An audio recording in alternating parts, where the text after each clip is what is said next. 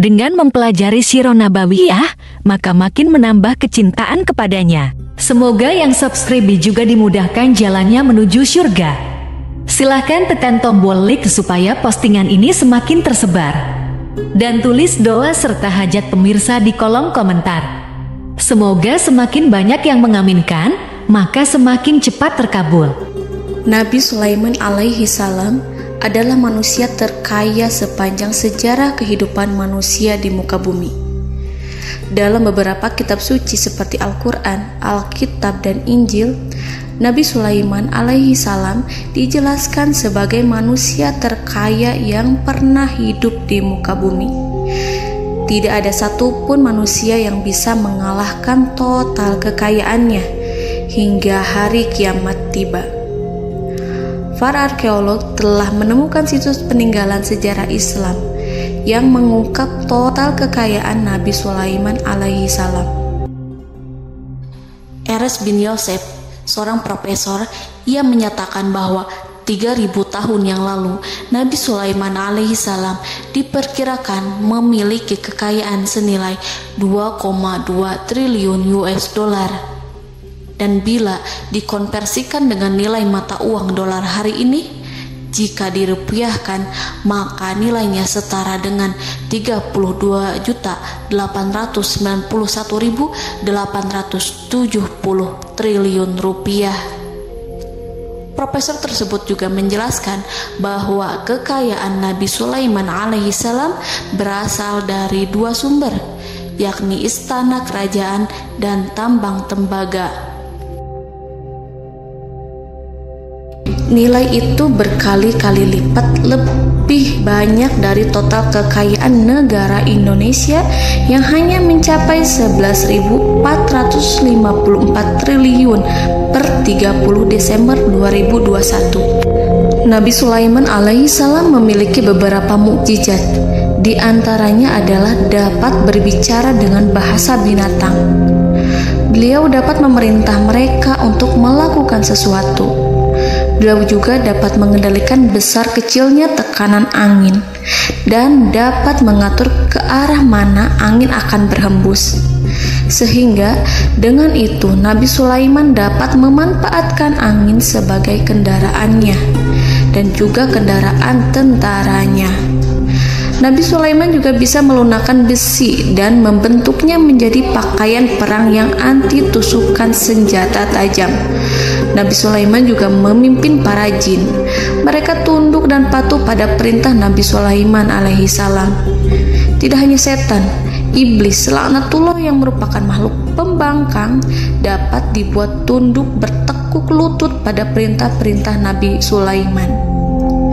Nabi Sulaiman bisa melakukan teleportasi, yaitu berpindah dari suatu tempat ke tempat yang lain dalam waktu singkat. Peristiwa itu dibuktikan dengan pemindahan singgasana Ratu Balqis atas perintah Nabi Sulaiman. Nabi Sulaiman dikenal sebagai raja yang adil dan bijaksana. Nabi Sulaiman diberkahi kecerdasan yang luar biasa untuk menyatu padukan segenap kekuatan yang Allah berikan kepadanya. Ia mengelola dan membawa kerajaannya menjadi kekuatan raksasa yang tak terkalahkan di masanya dengan segenap kemampuan yang dimilikinya. Tentara Nabi Sulaiman adalah tentara terkuat di bumi tanpa ada yang menandingi. Pertanyaan mendasar yang muncul kali ini adalah dari mana sumber kekayaan dan kekuatan Nabi Sulaiman alaihi salam? Untuk mendapatkan jawaban dari pertanyaan ini, simak video ini sampai selesai. Sebelum itu, mari bantu channel ini terus berkembang dengan cara subscribe dan nyalakan tanda loncengnya. Berikan komentar yang positif dan berikan like serta share video ini. Bismillahirrahmanirrahim. Sungguh kami benar-benar telah menganugerahkan ilmu kepada Daud dan Sulaiman. Keduanya berkata, segala puji bagi Allah yang melebihkan kami dari kebanyakan hamba-hambanya yang mukmin. Sulaiman telah mewarisi Daud dan dia berkata, wahai manusia, kami telah diajari untuk memahami bahasa burung dan kami dianugerahi segala sesuatu. Sesungguhnya semua ini benar-benar karunia yang nyata. Quran Surat An-Naml ayat 15-16. Saudara-saudaraku yang dirahmati Allah, pada ayat di atas disebutkan bahwa Sulaiman telah mewarisi Daud. Nabi Sulaiman mewarisi Nabi Daud dalam sisi kenabian dan kekuasaan, bukan mewarisi harta, karena para nabi tidak mewariskan harta. Sebab sepeninggalan mereka, harta para nabi menjadi sedekah bagi orang-orang yang ada di sekitarnya, yaitu orang-orang fakir dan orang-orang yang membutuhkan. Dan harta para nabi tidak dikhususkan bagi kalangan keluarganya. Rasulullah Shallallahu Alaihi Wasallam bersabda, "Kami para nabi tidak mewariskan. Nabi Sulaiman mewarisi kenabian dari Nabi Daud. Ini adalah hal yang jelas. Allah telah memilihnya sebagai nabi dari Bani Israel. Begitu juga Allah telah memberinya kekuasaan kerajaan sehingga ia menjadi pemimpin Bani Israel." Barangkali sesuatu yang paling penting yang diwarisi oleh Nabi Sulaiman dari Nabi Daud adalah tradisi militer. Kemajuan militer yang dahsyat telah berpindah kepada Nabi Sulaiman. Nabi Daud sebenarnya adalah seorang pengembala kambing yang sangat miskin, tetapi seiring dengan perjalanan waktu, ia menjadi komandan pasukan tiada tanding. Nabi Daud alaihi salam mengetahui bahwa kekuatan hakiki yang mengatur alam semesta adalah kekuatan Allah. Ketika Nabi Daud mengulurkan tangannya dan memegang potongan batu, lalu beliau melemparkannya dengan ketepel ke arah Jalut, kepala Jalut retak dan ambruk menghantam tanah. Ini sebagai bentuk demonstrasi kekuatan darinya. Kehadiran Nabi Daud mengubah pasukan Bani Israel, di mana mereka sebelumnya lari jika berhadapan dengan musuh. Maka kini keberadaan mereka mulai diperhitungkan di masa hidupnya. Nabi Daud mengalami peperangan yang sangat banyak, tapi Al-Quran tidak menceritakan secara terperinci. Hal itu dikarenakan karena Al-Quran adalah kitab dakwah di jalan Allah, bukan kitab sejarah. Al-Quran hanya menceritakan di dalam Al-Quran surat Shad ayat 20, "Dan kami kuatkan kerajaannya, kerajaan Daud." Ayat tersebut berarti bahwa Nabi Daud belum terkalahkan dalam peperangan yang diikutinya. Di samping dukungan yang Allah berikan kepadanya, juga pasukan dan rakyatnya, di mana mereka adalah orang-orang yang bertauhid, menyerahkan diri kepada Allah. Allah Subhanahu wa Ta'ala mengajarkan kepada Nabi Daud hal-hal yang menjadikan pasukannya memiliki keistimewaan yang dengannya mereka dapat mengalahkan pasukan-pasukan lain, pasukan-pasukan besar yang ada di bumi pada saat itu. Allah Subhanahu wa Ta'ala berfirman dalam surat Saba ayat 10, "Dan kami telah melunakkan besi untuknya." Baju besi mungkin akan menjadi masalah dalam benak kita. Ketika orang-orang yang berperang, baju besi cukup mengganggu gerakan mereka. Kita bisa membayangkan ketika ada dua orang berperang, salah satu dapat bergerak bebas, sementara yang lainnya tidak leluasa bergerak karena tertahan dengan pakaiannya. Namun, dengan kekuasaan Allah, Nabi Daud dapat melunakkan besi dan membuat baju besi yang ringan, yang mudah untuk digunakan. Ini adalah kemajuan penting yang Allah berikan kepada Nabi Daud dan tentaranya. Kemajuan itu kemudian diajarkan, diwariskan dan dimiliki oleh Nabi Sulaiman alaihi salam. Nabi Sulaiman memiliki pasukan dahsyat yang melebihi pasukan manapun di bumi saat itu, atau bahkan mungkin saat ini. Bahkan Allah menambahkan karunia-Nya kepada Nabi Sulaiman yang disebutkan dalam Al-Quran surat An-Naml ayat 16. "Dan Sulaiman telah mewarisi Daud, dan dia berkata, 'Wahai manusia, kami telah diberi pengertian tentang suara burung, dan kami diberi segala sesuatu. Sesungguhnya ini benar-benar suatu karunia yang nyata.'" Saudara-saudaraku yang dirahmati Allah, pada suatu hari Nabi Sulaiman alaihi salam menengadahkan tangannya dan berdoa kepada Allah Subhanahu wa Ta'ala. Antara hati Nabi dan Allah tidak ada penghalang, tidak ada jarak, tidak ada sekatan waktu, tidak ada satupun dari para nabi yang berdoa kepada Allah kecuali doanya pasti dikabulkan. Doa Nabi Sulaiman alaihi salam direkam dalam Al-Quran surat Shad ayat 35. Nabi Sulaiman berkata, "Ya Tuhanku, ampunilah aku, anugerahkanlah kepadaku kerajaan yang tidak dimiliki oleh seorang pun sesudahku."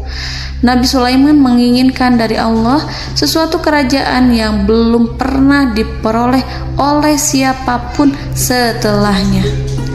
Allah Subhanahu wa Ta'ala mengabulkan doa Nabi Sulaiman dan memberinya kerajaan tersebut. Nabi Sulaiman mewarisi kekuasaan, kenabian, hikmah ilmu dari Nabi Daud alaihi salam. Orang-orang menyebut Nabi Sulaiman Al-Hakim, Sulaiman yang bijaksana. Kebijaksanaan Nabi Sulaiman tidak terbatas pada keadilannya di tengah-tengah manusia dan juga kasih sayangnya kepada mereka. Namun, kebijaksanaan Nabi Sulaiman juga berlaku di kalangan burung dan binatang lainnya. Nabi Daud juga mengenal bahasa burung, tetapi Nabi Sulaiman dapat berbicara dengan bahasa burung. Bahkan, ia dapat menggantikannya sebagai pembantunya. Ketika Nabi Daud bertasbih di gunung, burung-burung serta binatang buas ikut bertasbih bersamanya. Bahkan angin pun berhenti untuk mendengarkan tasbih itu. Sedangkan Nabi Sulaiman alaihi salam, Allah Subhanahu wa Ta'ala memberinya karunia lebih dari itu, di mana binatang-binatang buas tunduk padanya, begitu juga angin dan burung. Saudara-saudaraku yang dirahmati Allah, Nabi Sulaiman alaihi salam mampu mendengarkan bisikan semut yang berbicara kepada sesama mereka. Bahkan, ia mampu memerintahkan semut tersebut sehingga semut itu menjadi taat pada perintahnya. Pasukan Nabi Sulaiman memiliki kekuatan yang sangat dahsyat. Belum pernah ada di dunia ini satu pasukan pun yang memiliki kekuatan seperti itu. Kekuatan Nabi Sulaiman berasal dari beberapa kombinasi yang sangat mengagumkan, sehingga karenanya ia tidak dapat tertandingi. Kekuatan itu terdiri dari manusia, binatang-binatang, jin, dan lain sebagainya. Kita mengetahui bahwa jin adalah makhluk Allah dan manusia tidak mampu melihatnya atau menghadirkannya atau meminta pertolongan kepadanya. Sedangkan Nabi Sulaiman telah diberi Allah suatu kemampuan untuk menundukkan jin, mempekerjakan mereka sebagai tentara di tengah-tengah peperangan. Bahkan ia mampu menjadikan mereka sebagai pekerja-pekerja kasar di kerajaannya saat tidak ada peperangan. Oleh sebab itu, ketika ada pasukan lain yang mencoba melawan pasukan Nabi Sulaiman, mustahil mereka akan mendapatkan kemenangan. Bahkan pasukan Nabi Sulaiman diperkuat oleh pasukan burung. Burung di pasukan Nabi Sulaiman memerankan tugas penting, yaitu menjadi agen intelijen. Kita mengetahui bahwa peranan informasi saat peperangan adalah hal yang penting. Dari informasi tersebut, pasukan dapat mengetahui keadaan lawannya. Demikianlah peranan burung pada pasukan Sulaiman. Ia terbang di tengah-tengah musuh. Kemudian, ia kembali kepada Nabi Sulaiman untuk menyampaikan berita tentang keadaan lawannya. Di samping jin dan burung, Allah juga menundukkan angin untuk Nabi Sulaiman. Nabi Sulaiman dapat memerintahkan angin dan ia mampu untuk menaiki angin tersebut. Dalam Al-Quran surat Shad ayat 36-40, Allah Subhanahu wa Ta'ala berfirman, "Kami tundukkan kepada angin yang berhembus dengan baik menurut kemana saja yang dikehendaki Sulaiman. Dan kami tundukkan pula kepadanya setan-setan, semuanya ahli bangunan dan penyelam, dan setan yang lain yang terikat dalam belenggu. Inilah anugerah kami, maka berikanlah kepada orang lain atau tahanlah untuk dirimu tanpa perhitungan, dan sesungguhnya dia mempunyai kedudukan yang dekat pada sisi kami dan tempat kembali yang baik." Saudara-saudaraku yang dirahmati Allah, Allah Subhanahu wa Ta'ala juga memberikan kemampuan yang tak seorang pun dari para nabi mendapatkannya, yaitu kemampuan untuk memerintah setan. Setan adalah salah satu bagian dari jin. Ia adalah kelompok yang celaka dari bangsa jin. Kelompok ini sebenarnya tidak mampu dikuasai oleh manusia. Bahkan jin yang soleh tidak dapat mengatur setan. Adapun Nabi Sulaiman, Allah telah memberinya kekuasaan untuk menundukkan setan dan mempekerjakannya, bahkan mengikatnya dengan rantai serta menghukumnya jika ia menentang pada perintahnya. Setan membangun untuk Sulaiman istana-istana, patung-patung, dan alat-alat perang. Bahkan setan-setan itu menyelam ke dasar lautan untuk mengeluarkan permata dan yakut untuk Sulaiman. Jika di antara setan yang menentang perintahnya, maka Nabi Sulaiman alaihi salam mengikatnya dengan rantai. Ini semua menunjukkan kekayaan Nabi Sulaiman dan kekuasaannya, di mana ia mampu mengatur banyak makhluk di bumi ini. Tentu saja, kemampuan itu semua adalah atas izin dari Allah Subhanahu wa Ta'ala sebagai mukjizat darinya. Allah Subhanahu wa Ta'ala berfirman dalam Al-Quran surat Saba ayat 12, dan sebagian dari jin adalah yang bekerja di hadapannya, di bawah kekuasaannya, dengan izin Tuhannya. Dan siapa yang menyimpang di antara mereka dari perintah kami, maka kami rasakan kepadanya azab neraka yang apinya menyala-nyala. Para jin itu membuat untuk Sulaiman apa yang dikehendakinya, dari gedung-gedung yang tinggi, patung-patung, dan piring-piring yang besarnya seperti kolam, atau periuk yang tetap berada di atas tungku. Saudara-saudaraku yang dirahmati Allah, Nabi Sulaiman yang bijaksana adalah penguasa yang tak tertandingi di muka bumi. Meskipun memperoleh nikmat-nikmat khusus yang agung itu yang Allah berikan kepada Sulaiman, beliau tetap menunjukkan dirinya sebagai manusia yang paling banyak berzikir kepada Allah dan manusia yang paling banyak bersyukur di zamannya. Saudara-saudaraku yang dirahmati Allah, sebagaimana Allah Subhanahu wa Ta'ala memberikan nikmat kepada ayahnya Nabi Daud alaihi salam, di mana ia mampu melunakkan besi, dan Allah mengajarinya bagaimana cara mencairkan besi, maka Nabi Sulaiman alaihi salam dapat memanfaatkan tembaga yang cair untuk peperangan. Dan juga di saat perdamaian, pada saat peperangan, beliau mencampur tembaga dengan besi dan menjadikannya perunggu. Mereka menggunakan senjata-senjata perunggu dalam peperangan seperti pedang, baju besi, dan juga pisau. Senjata-senjata ini adalah senjata yang paling kuat pada saat itu. Sedangkan di saat damai, tembaga digunakan untuk membuat bangunan, perhiasan, dan sebagainya. Meskipun Nabi Sulaiman mendapatkan nikmat yang besar dan karunia yang khusus, Allah Subhanahu wa Ta'ala mengujinya dengan suatu ujian yang dahsyat. Ujian yang akan selalu datang kepada seorang hamba yang soleh. Ketika hamba itu mendapatkan kedudukan besar, maka ujiannya pun menjadi besar. Allah Subhanahu wa Ta'ala menguji Nabi Sulaiman dengan penyakit. Diceritakan oleh Fahru Roji, Nabi Sulaiman diuji dengan suatu penyakit yang keras, di mana kedokteran saat itu tidak dapat dan tidak mampu mengatasinya. Sakitnya Nabi Sulaiman sangat keras sehingga para dokter dari kalangan manusia ataupun jin tidak mampu menghilangkan penyakit itu. Lalu burung-burung menghadirkan rumput-rumput yang dianggapnya sebagai obat, tetapi Nabi Sulaiman tak kunjung sembuh. Semakin hari penyakit Nabi Sulaiman semakin menjadi-jadi, sehingga ketika Nabi Sulaiman duduk di atas kursi, ia duduk bagaikan tubuh tanpa roh. Seakan-akan ia mati karena saking keras penyakit yang dideritanya. Sakit yang diderita oleh Nabi Sulaiman alaihi salam berlangsung sangat lama. Namun Nabi Sulaiman tidak henti-hentinya berzikir kepada Allah dan meminta kesembuhan kepadanya, serta selalu beristighfar dan mengungkapkan rasa cinta kepadanya. Selesailah ujian Allah terhadap hambanya Nabi Sulaiman. Beliau pun sembuh. Nabi Sulaiman merasakan kembali kesehatannya setelah ia mengetahui segala kejayaan dan segala kekuasaan serta segala kebesarannya tidak lagi mampu menghilangkan penyakit yang dideritanya kecuali jika Allah menghendaki. Saudara-saudaraku yang dirahmati Allah, Nabi Sulaiman telah membangun tempat ibadah, tempat sujud, sehingga manusia menyembah Allah di dalamnya. Orang-orang yang membangunnya berjumlah puluhan ribu orang.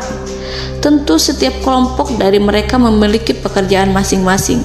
Di antara mereka ada yang mencairkan tembaga, di antara mereka ada yang tukang pahat, ada yang tukang ukir, ada yang membelah batu, ada yang memotong kayu, ada yang mendatangkan rumput-rumput dari Libanon, ada yang mendatangkan emas dan menjadikannya lempengan-lempengan yang mengkilat untuk menutupi kayu, serta untuk melapisi dinding-dinding. Bahkan golongan jin pun membantu membangun tempat tersebut, tentu dengan perintah dan bimbingan Nabi Sulaiman. Mereka membuat patung-patung yang besar, membuat bejana yang besar untuk tempat makan para tentara dan pekerja, yaitu bejana seperti gunung. Karena saking berat dan besarnya, mereka juga membuat tempat-tempat minum yang besarnya seperti kolam. Nabi Sulaiman mengawasi para pekerjanya dan juga mengurusi masyarakatnya, di mana beliau mengenali problem mereka dan berusaha memecahkannya. Beliau juga mengawasi pasukan dari kalangan binatang dan burung. Beliau mengetahui apabila ada satu di antara mereka yang tidak datang, kemana ia pergi, serta mengapa ia pergi. Nabi Sulaiman menguasai pengetahuan itu semua.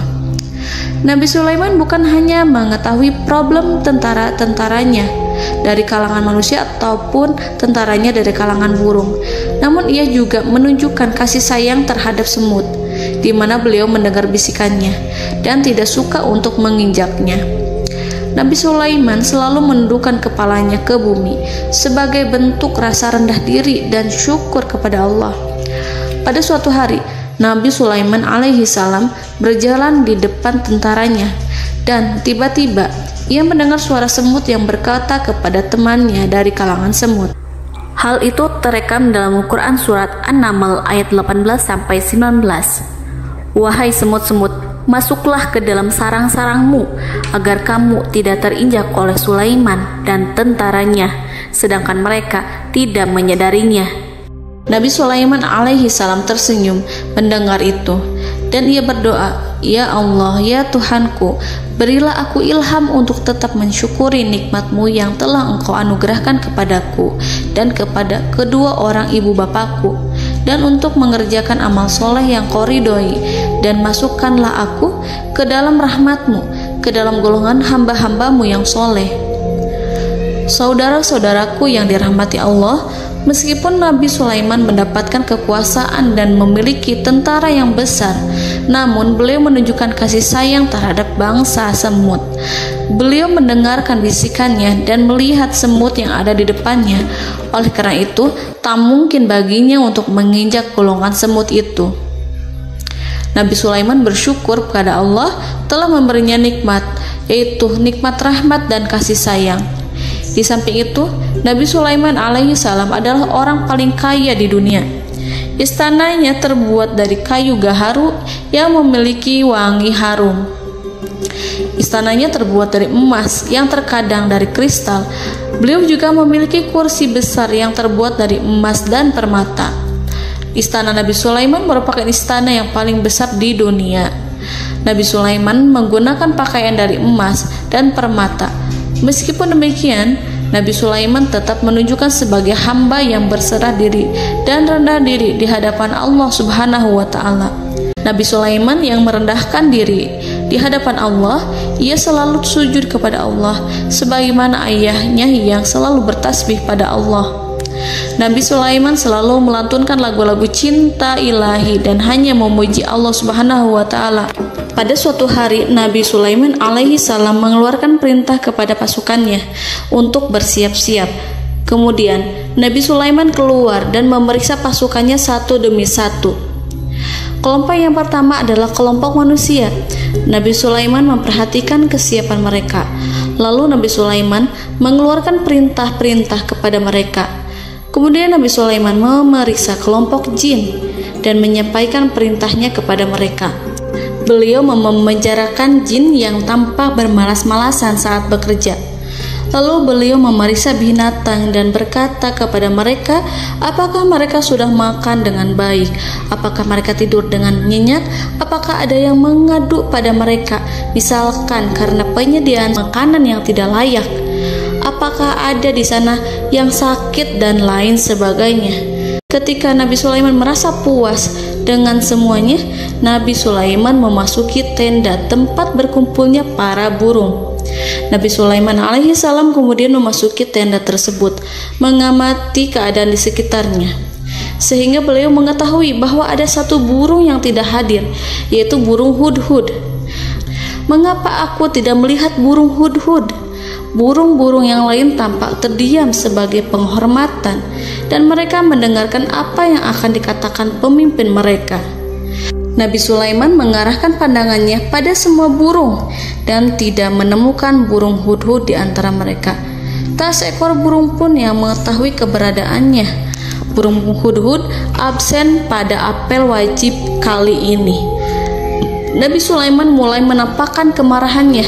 Tiba-tiba, seekor burung kecil memberanikan diri untuk berkata kepada Nabi Sulaiman, "Wahai Nabi yang mulia, seharusnya hudhud ada bersamaku kemarin untuk melaksanakan tugas penyelidikan. Ia adalah pemimpin misi itu. Namun, burung hudhud belum datang. Oleh karena itu, aku tidak pergi bersamanya." Burung itu tampak gemetar. Nabi Sulaiman mengetahui bahwa hudhud tidak hadir dan tak seorang pun mengetahui kemana ia pergi. Burung hudhud pergi tanpa izin terlebih dahulu. Dalam keadaan marah, Nabi Sulaiman berkata, "Sungguh aku benar-benar akan mengazabnya dengan azab yang sangat keras, atau benar-benar menyembelihnya, kecuali jika ia benar-benar datang kepadaku dengan alasan yang jelas." Kawanan burung-burung mengetahui bahwa Nabi Sulaiman sedang marah dan telah menetapkan untuk menyiksa burung hudhud atau menyembelihnya, atau justru memaafkannya dengan syarat ia datang dengan membawa alasan yang dapat menyelamatkannya, atau dengan kata lain, burung hudhud dapat memastikan bahwa ia melaksanakan tugas yang penting. Nabi Sulaiman menunjukkan kemarahan yang besar, sehingga siapapun akan merasa takut kepada Nabi Sulaiman yang marah. Nabi Sulaiman kemudian pergi dari tempat burung tersebut. Nabi Sulaiman masih memikirkan keadaan burung hudhud. Seharusnya burung hudhud menjadi bagian penting dari badan intelijen. Apakah ia pergi untuk menyingkap suatu, atau apakah ia pergi hanya untuk bermain-main? Nabi Sulaiman telah memperhatikan dan mengetahui bahwa burung hudhud adalah seekor burung yang cerdik dan juga fasih berbicara. Terkadang Nabi Sulaiman mendapati burung hudhud sedang bermain-main dan menunda-nunda pekerjaannya. Namun ketika Nabi Sulaiman melihatnya, burung hudhud memahami bahwa perbuatannya tidak benar. Oleh karena itu, ia tidak boleh menyampur adukan antara waktu serius dan waktu bermain. Tidak lama setelah itu, burung hudhud tiba di tempat para burung. Burung-burung yang lain berkata kepadanya, "Wahai hudhud, pergilah engkau ke tempat Nabi Sulaiman. Jika ia mengetahui bahwa engkau telah sampai, jiwamu benar-benar terancam." Mendengar itu, burung hudhud segera beranjak. Ia terbang menemui Nabi Sulaiman. Pada waktu itu, Nabi Sulaiman sedang duduk bersama tentaranya yang lain. Burung hudhud berdiri. Ia telah merencanakan untuk memulai pembicaraan dengan Nabi Sulaiman sebelum Nabi Sulaiman bertanya kepadanya kemana dia pergi. Ini sebagai bukti bahwa hudhud telah melaksanakan suatu tugas yang penting. Dalam Al-Quran Surat An-Naml ayat 22, burung hudhud berbicara, "Aku telah mengetahui sesuatu yang kamu belum mengetahuinya, dan kubawa kepadamu dari negeri Saba suatu berita penting yang diyakini." Seakan-akan burung hudhud hendak berkata, "Aku adalah hudhud yang miskin, tapi aku mengetahui apa yang tidak engkau ketahui, dan aku telah datang kepadamu dari kerajaan Saba dengan membawa berita yang sangat penting." Nabi Sulaiman tampak terdiam menunggu hudhud menyelesaikan kisahnya. Dalam surat An-Naml ayat 23-24, burung hudhud berkata, Sesungguhnya aku menjumpai seorang wanita yang memerintah mereka. Dia dianugerahi segala sesuatu serta mempunyai singgasana yang besar. Aku mendapati dia dan kaumnya menyembah matahari selain Allah. Dan setan-setan telah menjadikan mereka memandang indah perbuatan-perbuatan mereka, lalu menghalangi mereka dari jalan Allah, sehingga mereka tidak mendapat petunjuk. Burung hudhud diam. Nabi Sulaiman merasa bahwa hudhud menunjukkan kepasihan lisannya. Nabi Sulaiman berkata dalam Quran surat An-Naml ayat 27 sambil menunjukkan senyum manisnya. Nabi Sulaiman berkata, "Akan kami lihat apakah kamu benar wahai hudhud, ataukah kamu termasuk orang-orang yang berdusta." Seakan-akan burung hudhud ingin mengatakan, "Aku tidak berbohong, wahai Nabi yang mulia." Namun diamnya Sulaiman membuat takut sehingga burung hudhud terdiam. Nabi Sulaiman terdiam karena berpikir, lalu ia memutuskan sesuatu setelah itu. Beliau melihat kepada lainnya dan meminta secari kertas dan pena. Nabi Sulaiman menulis surat dan menyerahkan kepada hudhud serta memerintahkan kepadanya seperti yang dikatakan dalam Quran surat An-Naml ayat 28. "Pergilah dengan membawa suratku ini, lalu jatuhkanlah kepada mereka, kemudian berpalinglah dari mereka, lalu perhatikanlah apa yang mereka bicarakan." Al-Quranul Karim hanya menceritakan dalam Al-Quran surat An-Naml bagaimana perginya hudhud dan bagaimana ia menyerahkan surat itu. Lalu Al-Quran langsung menyebut keadaan kerajaan Balqis yang saat itu sedang membaca surat di depan para pembesar kerajaan dan para menterinya. Dalam Quran surat An-Naml ayat 29-31 berkatalah Balqis, "Wahai pembesar-pembesar, sesungguhnya telah dijatuhkan kepadaku sebuah surat yang mulia. Sesungguhnya surat ini dari Sulaiman, dan sesungguhnya isinya dengan menyebut nama Allah yang Maha Pengasih lagi Maha Penyayang, bahwa janganlah kalian berlaku sombong terhadapku dan datanglah kepadaku sebagai orang-orang yang berserah diri."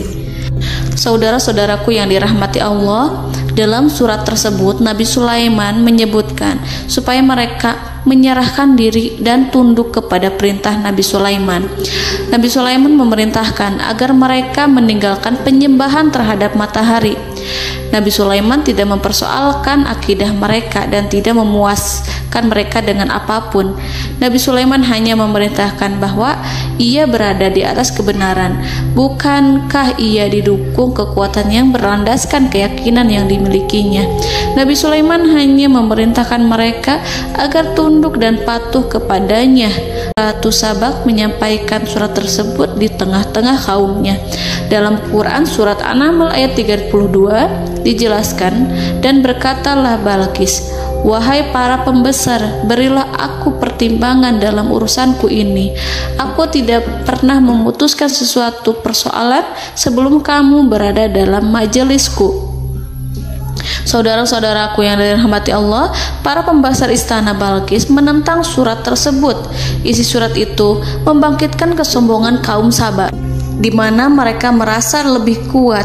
Mereka mengetahui bahwa di sana ada seorang yang mencoba menentang mereka dan mengisyaratkan peperangan kepada mereka.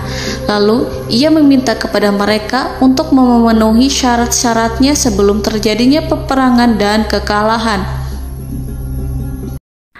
Dalam surat An-Naml ayat 33, mereka menjawab, "Kita adalah orang-orang yang memiliki kekuatan dan juga memiliki keberanian yang sangat besar dalam peperangan, dan keputusan berada di tanganmu, wahai ratuku.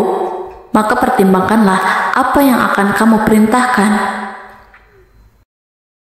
Saudara-saudaraku yang dirahmati Allah, para pembesar kaum Sabak seakan ingin berkata, "Kita siap untuk melaksanakan perang." Tampaknya ratu itu memiliki kebijakan yang lebih baik dari pembesar kaumnya. Surat Sulaiman itu membuatnya berpikir lebih jernih dan lebih berhati-hati. Ia berusaha sebisa mungkin menghindari peperangan. Ratu itu berpikir dalam tempo yang lama. Nama Sulaiman tidak diketahuinya dan ia pun belum pernah mendengarnya. Oleh karena itu, Ratu kaum Saba tidak mampu mengetahui dan mendeteksi seberapa besar kekuatan Nabi Sulaiman. Boleh jadi Nabi Sulaiman memiliki kekuatan yang dahsyat, sehingga ia mampu memerangi kekuasaannya dan mengalahkannya. Kemudian Ratu memperhatikan apa yang ada di sekelilingnya. Ia melihat kemajuan masyarakatnya dan juga kekayaannya. Barangkali ia mengira bahwa Nabi Sulaiman iri terhadap kemajuan dan kekayaannya itu, sehingga Nabi Sulaiman ingin menyerangnya. Setelah mempertimbangkan isi surat Nabi Sulaiman dengan cermat, Ratu Saba memilih untuk tidak bersikap ceroboh dan bodoh. Ratu lebih suka untuk menggunakan bahasa kelembutan. Ia mengirim kepada Nabi Sulaiman suatu hadiah yang besar. Ratu mengira bahwa Nabi Sulaiman seorang yang ambisius, yang boleh jadi ia telah mendengar tentang kekayaan kerajaan Saba. Para utusan pergi dengan membawa hadiah dari Ratu Saba. Ratu berharap agar mereka dapat memasuki kerajaan Nabi Sulaiman dan akan mengetahui kondisi kerajaannya. Saat mereka pulang, Ratu ingin mendengar secara langsung dari mereka tentang bagaimana keadaan kaum Nabi Sulaiman dan pasukannya. Setelah mendapatkan informasi yang cukup, maka Ratu Balqis dapat membuat sesuatu keputusan yang tepat. Ratu menyembunyikan apa yang terlintas dalam pikirannya, lalu ia berbicara kepada pembesar istananya bahwa ia dapat menyingkap niat jahat Raja Sulaiman melalui cara mengirimkan hadiah kepadanya. Ratu lebih memilih cara tersebut dan menunggu reaksi dari Nabi Sulaiman. Ratu berhasil memuaskan para pembesar istana, dan untuk sementara ia menghilangkan ide untuk berperang. Karena para raja jika menyerang suatu desa, maka pemimpin desa tersebut adalah orang yang paling banyak mendapatkan kehinaan. Akhirnya, para pembesar kaumnya merasa puas dengan pikiran Ratu Balqis.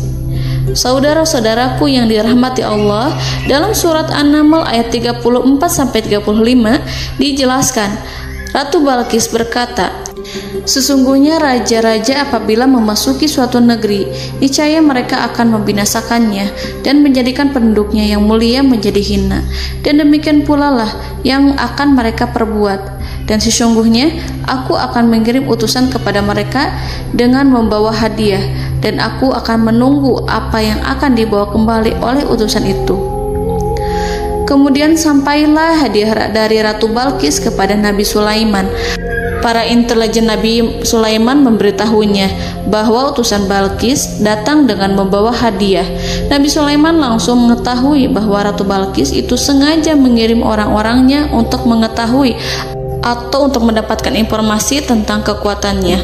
Lalu setelah itu ia akan mengambil keputusan atau mengambil sikap kepada kerajaan Sulaiman.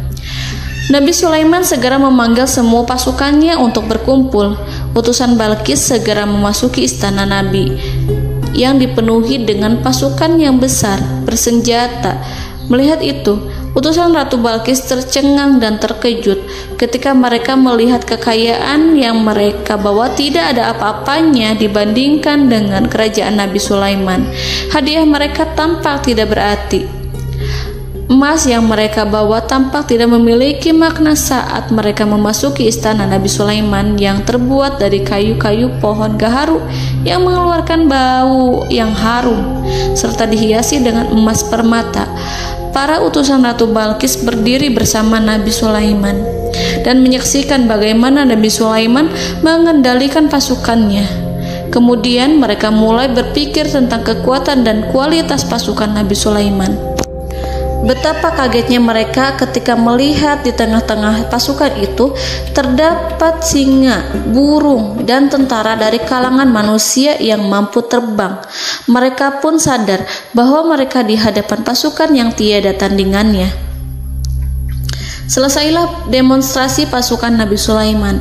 Kemudian para utusan ratu dipersilahkan maju ke tempat hidangan makanan. Para utusan itu sangat terkejut ketika melihat berbagai macam makanan dari penjuru dunia ada di depannya. Dan di antara makanan itu terdapat pula makanan yang biasa ditemukan di negeri mereka. Tetapi mereka melihat bahwa makanan itu memiliki rasa yang lebih istimewa. Selain itu, Piring-piring yang ada di terbuat dari emas, dan mereka dilayani oleh laki-laki yang berhias dengan emas. Di meja makan itu terdapat burung, ikan laut, dan berbagai macam daging yang mereka tidak mampu lagi membedakan daging apa itu. Nabi Sulaiman tidak makan bersama mereka, tapi beliau makan dengan menggunakan piring yang terbuat dari kayu. Beliau memakan roti yang kering yang dicampur dengan minyak. Inilah makanan yang dipilih Nabi Sulaiman. Makan bersama mereka dalam keadaan diam, mereka merasa kehadiran Nabi Sulaiman menciptakan suatu wibawa yang luar biasa. Selesai perjamuan itu, lalu dengan sangat malu mereka menyerahkan hadiah dari Ratu Balqis kepada Nabi Sulaiman. Hadiah itu berupa emas yang bagi mereka hadiah itu sangat bernilai tinggi. Tapi di sini hadiah itu tampak kecil di hadapan kekayaan Nabi Sulaiman yang sangat mengagumkan. Nabi Sulaiman memperhatikan hadiah dari Ratu Balqis itu dan berkata dalam Quran surat An-Naml ayat 36, "Maka apa yang diberikan Allah kepadaku lebih baik daripada apa yang diberikannya kepadamu, tetapi kamu merasa bangga dengan hadiahmu." Raja Sulaiman menyingkap dengan kata-katanya yang singkat itu penolakannya terhadap hadiah mereka. Ia memberitahu utusan itu bahwa ia tidak menerima hadiah tersebut. Ia tidak merasa puas dengan hadiah itu. Yang membuatnya puas hanyalah, "Janganlah kalian berlaku sombong terhadapku, dan datanglah kepadaku sebagai orang-orang yang berserah diri." Lalu Nabi Sulaiman berkata kepada mereka dengan pelan. Hal itu diabadikan dalam Quran surat An-Naml ayat 37. "Kembalilah kepada mereka. Kami akan mendatangi mereka dengan bala tentara yang mereka tidak kuasa melawannya, dan pasti kami akan mengusir mereka dari negeri itu, yaitu negeri Saba, dengan terhina, dan mereka akan menjadi tawanan-tawanan yang hina." Saudara-saudaraku yang dirahmati Allah, Nabi Sulaiman kemudian meninggalkan para utusan ratu setelah terlebih dahulu mengancam mereka. Para utusan itu berharap agar Nabi Sulaiman mau menunggu kunjungan Ratu Balqis yang akan membawa misi perdamaian. Akhirnya sampailah para utusan Ratu Balqis ke negeri Saba. Mereka segera menuju istana sang ratu. Mereka memberitahu bahwa negeri mereka sedang ada di ujung tanduk. Mereka menceritakan kepada ratu tentang kekuatan Nabi Sulaiman dan tidak mungkin bagi mereka mampu melawannya. Mereka meyakinkan Ratu Balqis bahwa ia harus mengunjunginya dan melihat sendiri bagaimana kebesaran kerajaan Nabi Sulaiman. Kemudian ratu menyiapkan dirinya untuk pergi menuju kerajaan Nabi Sulaiman. Nabi Sulaiman duduk di kursi kerajaan di tengah-tengah para pembesarnya dan para menterinya serta para komandan pasukannya. Beliau berpikir tentang sosok Ratu Balqis. Nabi Sulaiman mengetahui bahwa Ratu Balqis menuju tempatnya. Balqis dikelilingi rasa takut. Nabi Sulaiman berpikir sejenak tentang bagaimana matahari disembah. Ia memikirkan bagaimana informasi yang diterima oleh intelijennya tentang kemajuan kerajaan Balqis dalam bidang kesenian dan ilmu pengetahuan. Nabi Sulaiman bertanya kepada dirinya sendiri, apakah kemajuan menjadi penghalang untuk mengetahui kebenaran? Apakah ratu itu senang dengan kekuatan yang dicapainya? Dan ia membayangkan bahwa kekuatannya adalah segalanya. Dengan kemajuan yang dimilikinya, Nabi Sulaiman ingin membuat kejutan agar ratu mengetahui bahwa Islam yang diyakini oleh Nabi Sulaiman adalah satu-satunya yang mampu mendatangkan kemajuan dan kekuatan yang hakiki, sehingga ia dapat membandingkan antara keyakinannya dalam menyembah matahari beserta kemajuan yang dicapainya dengan keyakinan Nabi Sulaiman beserta kemajuan yang diraihnya. Saudara-saudaraku yang dirahmati Allah, para mata-mata Nabi Sulaiman telah memberitahunya bahwa hal yang sangat disegani dan dikagumi oleh kaum Balkis adalah kerajaan Saba, yaitu singgasana Ratu Balkis. Singgasana itu terbuat dari emas dan batu delima. Singgasana tersebut dijaga oleh penjaga yang sangat disiplin, di mana mereka tidak pernah lalai sedikit pun. Oleh karena itu, sangat tepat apabila Nabi Sulaiman menghadirkan singgasananya di sini, di kerajaannya, sehingga ketika ratu tiba, maka ia dapat duduk di atasnya. Nabi Sulaiman ingin membuat kejutan kepadanya dan menunjukkan bahwa kemampuannya tersebut yang berlandaskan pada keislaman. Nabi Sulaiman melakukan yang demikian itu dengan harapan agar si ratu tunduk kepadanya.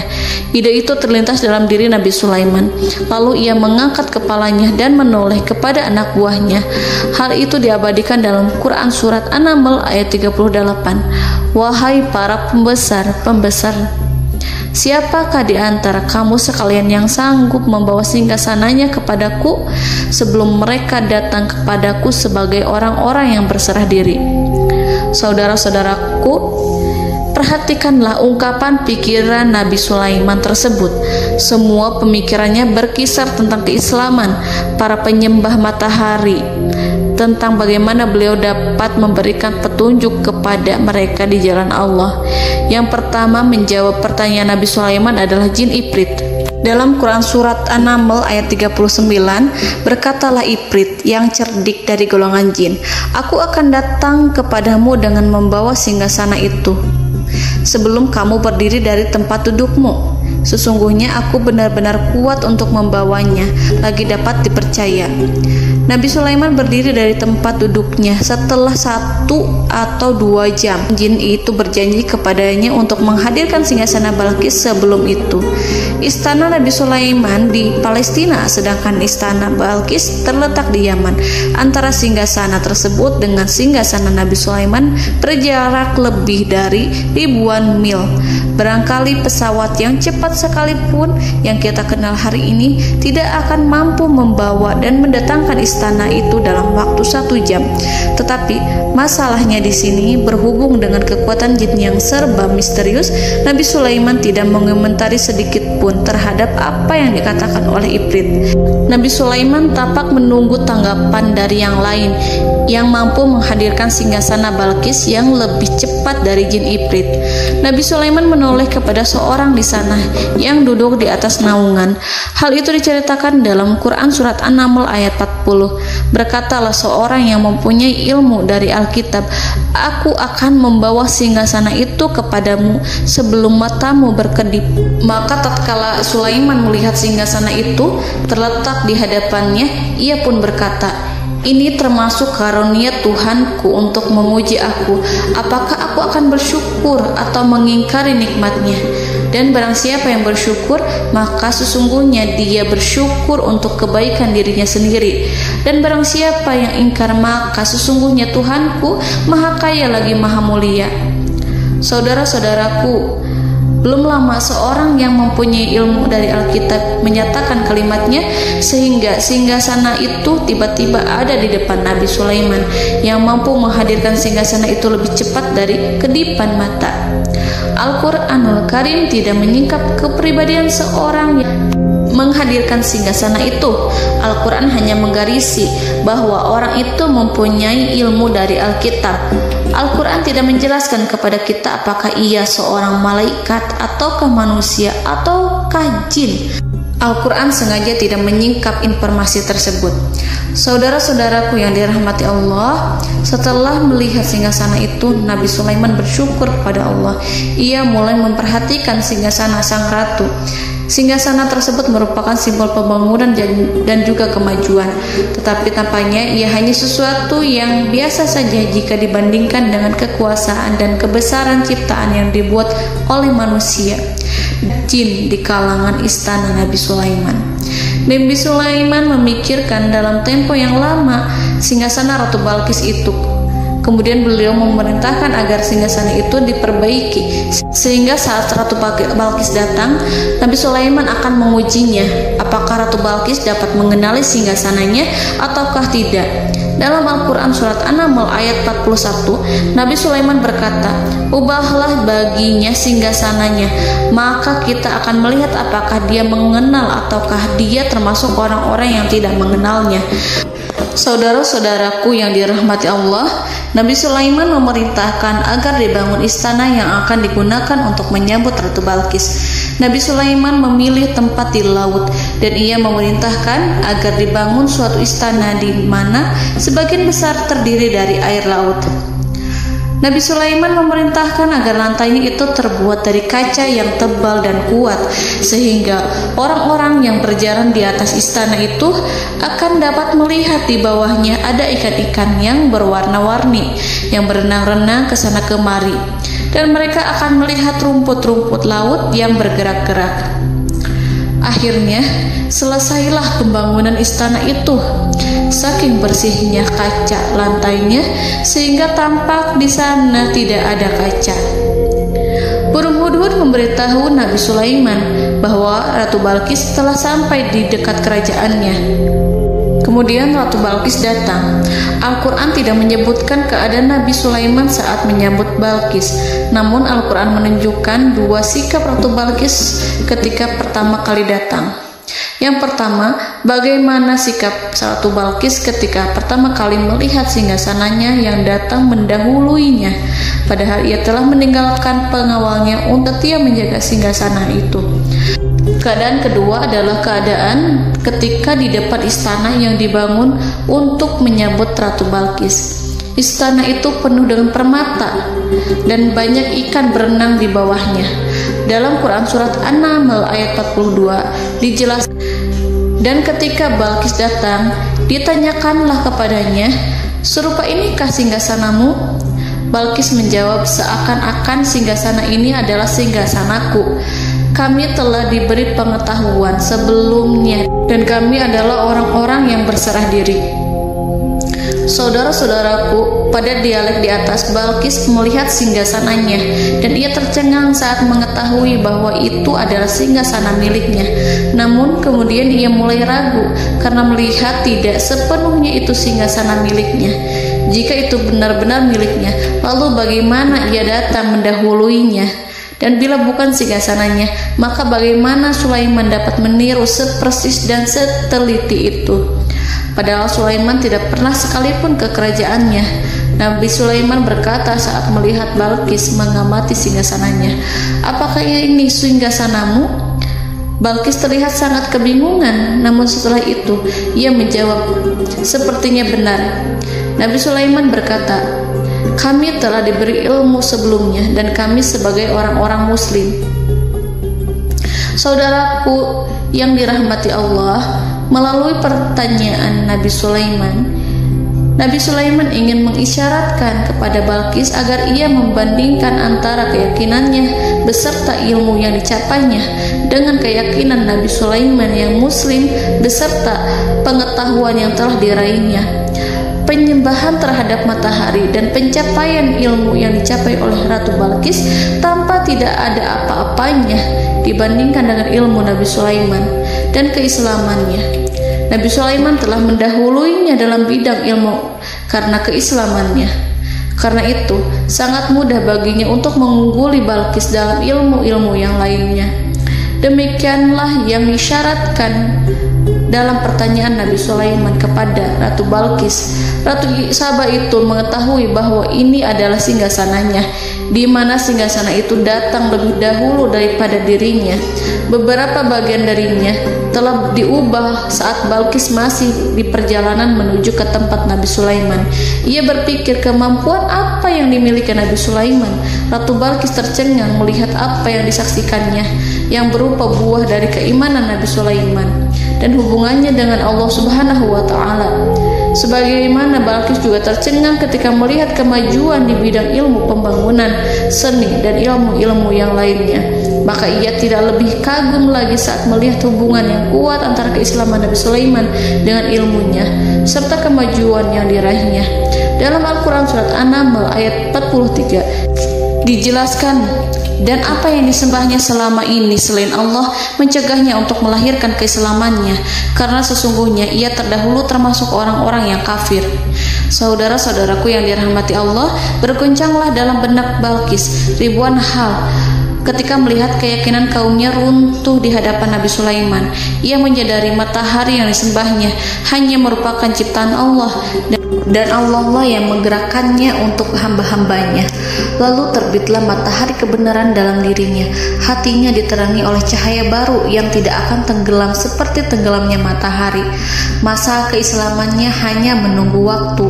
Ratu Balqis memilih waktu yang tepat untuk mengumumkan keislamannya. Allah Subhanahu wa Ta'ala berfirman dalam Quran Surat An-Naml ayat 44. Dikatakan kepadanya, masuklah ke dalam istana. Maka tatkala ia melihat lantai istana itu, dikiranya kolam air yang besar dan disingkapnya dua betisnya. Berkatalah Sulaiman, sesungguhnya ia adalah istana licin yang terbuat dari kaca. Berkatalah Balqis, wahai Tuhanku, sesungguhnya aku telah berbuat zalim terhadap diriku, dan aku berserah diri bersama Sulaiman kepada Allah Tuhan semesta alam. Saudara-saudaraku yang dirahmati Allah, dikatakan kepada Balqis, masuklah ke dalam istana. Ketika ia masuk, maka ia tidak menyaksikan adanya kaca, tetapi ia melihat air, sehingga ia mengira akan bersinggungan dengan air. Lalu ia menyingkapkan sedikit bajunya agar bajunya itu tidak basah. Nabi Sulaiman mengingatkannya tanpa melihatnya agar ia tidak khawatir terhadap pakaiannya, karena pakaiannya tidak akan basah, sebab di sana tidak ada air. Itu sekedar kaca yang halus, yang saking halusnya sehingga ia tidak tampak.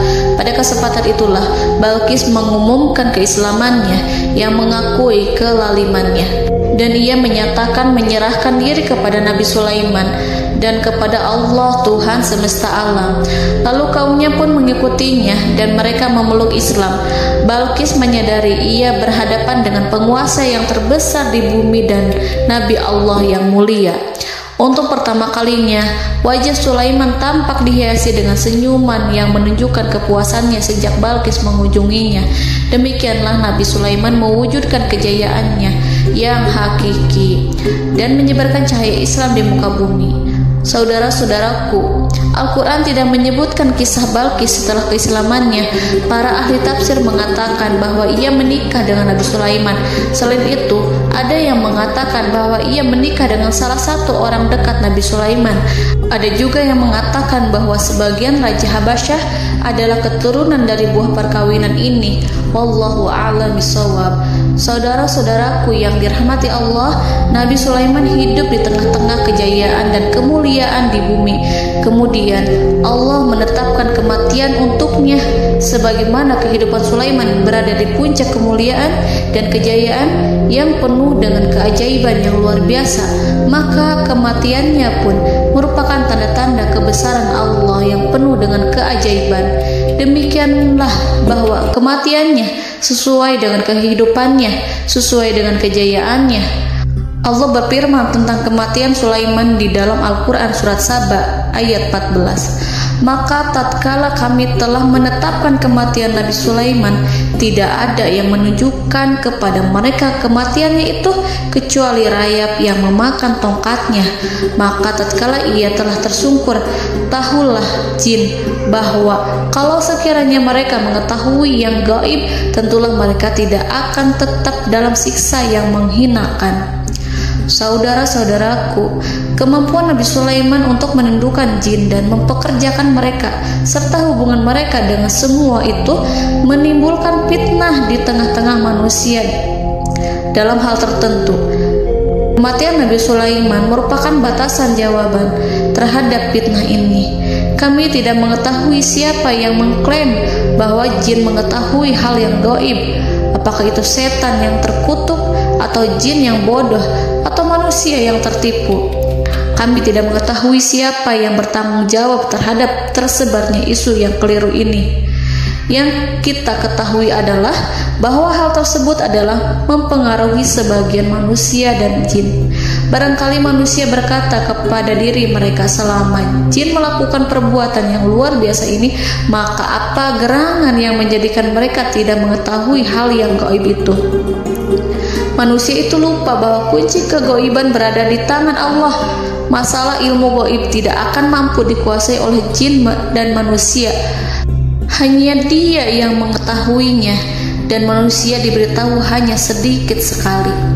Saudara-saudaraku yang dirahmati Allah, seakan-akan Allah telah merencanakan bahwa kematian Sulaiman bertujuan untuk menghancurkan pemikiran itu, yaitu pemikiran bahwa jin mengetahui hal-hal yang gaib.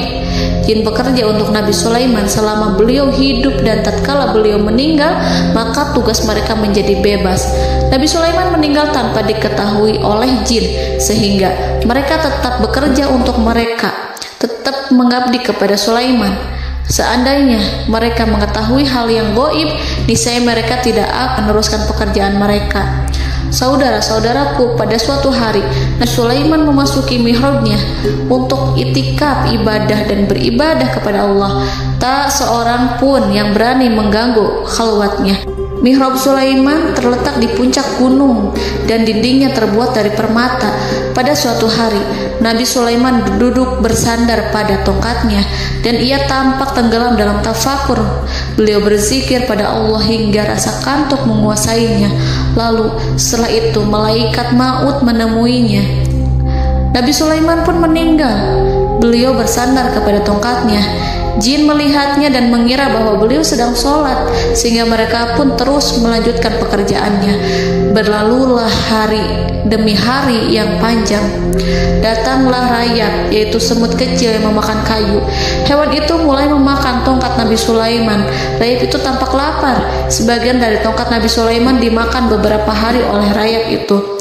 Ketika yang dimakannya semakin bertambah, maka tongkat itu pun menjadi rusak dan kemudian jatuh dari tangan Nabi Sulaiman alaihi salam.